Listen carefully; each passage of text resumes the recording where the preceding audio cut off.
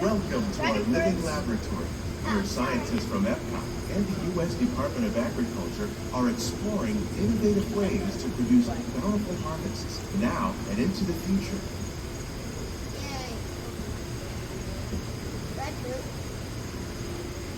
The tropics are home to the greatest diversity of plants on the planet.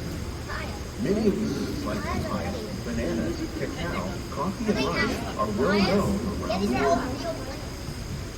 These are just a few of the edible plants that have been an important source of nutrition for people living in the tropics. Many are rich in vitamins and minerals, while others are well adapted to growing in less than ideal conditions.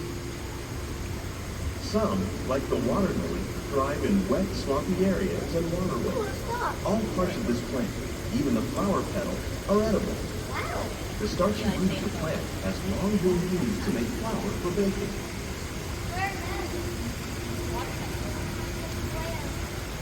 One day, many of these lesser-known tropical plants will be as important as the bananas growing on both sides of the boat. More than 28 million tons of bananas are eaten annually, making it the most popular fruit in the world.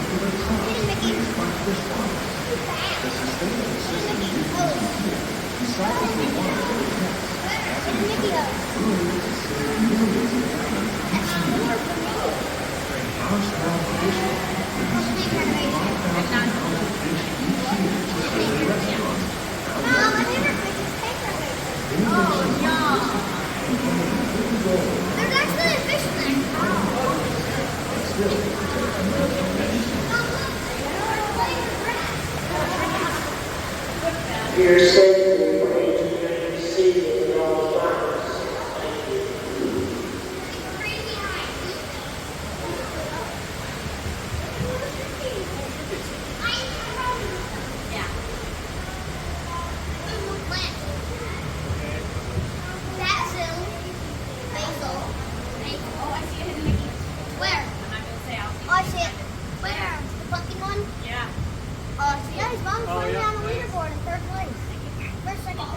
While there are more than 50,000 edible plant species in the world, most of us are only familiar with the handful that make up our everyday diet.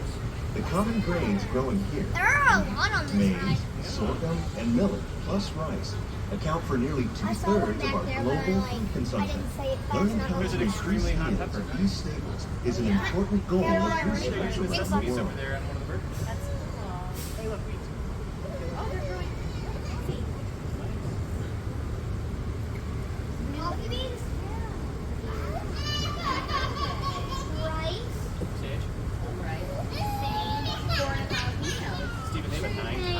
These plants are definitely on their way up.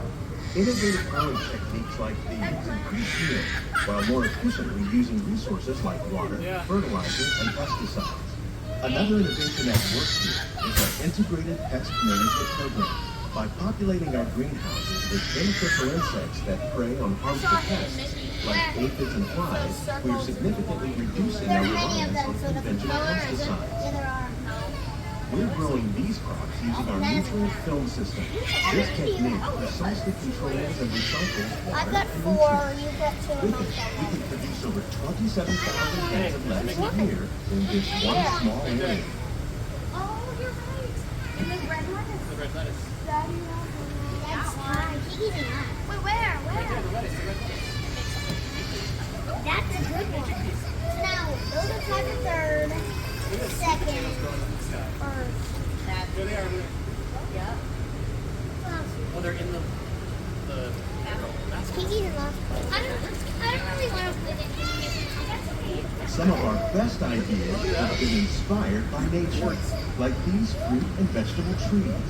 By growing these ground plants vertically, we can increase yields and better control diseases. These crops taste as good as they look. In fact, we serve more than 15 tons of produce from our greenhouses That and was a good restaurants one. here at the lab every year.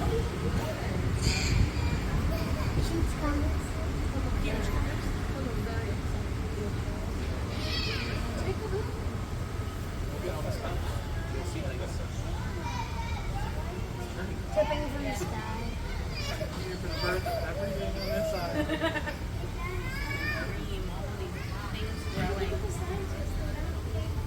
Move. Yeah, they're slowly growing. The future of agriculture may include innovative ideas like this vertical growing system. Plants grown in this way use a fraction of the space required by traditional growing methods. That saves water and increases production. The aquaponics system on your left combines hydroponics with aquaculture. The fish provide a natural source of fertilizer for the plants, and the plants help keep the water clean for the fish. It's another great way to produce more while using less. That's a great In our saying. lab, Epcot scientists are working with the U.S. Department of Agriculture on a number of innovative